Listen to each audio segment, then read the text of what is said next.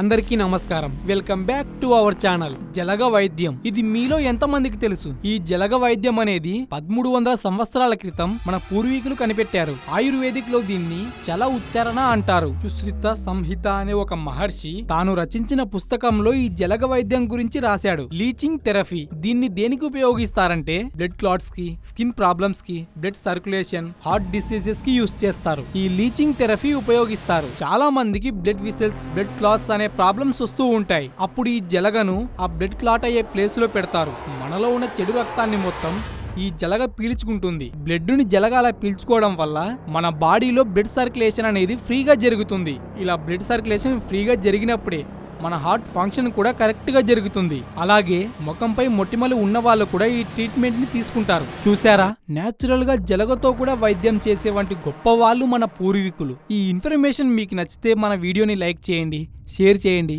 అలాగే మన ఛానల్ని సబ్స్క్రైబ్ చేసుకోండి.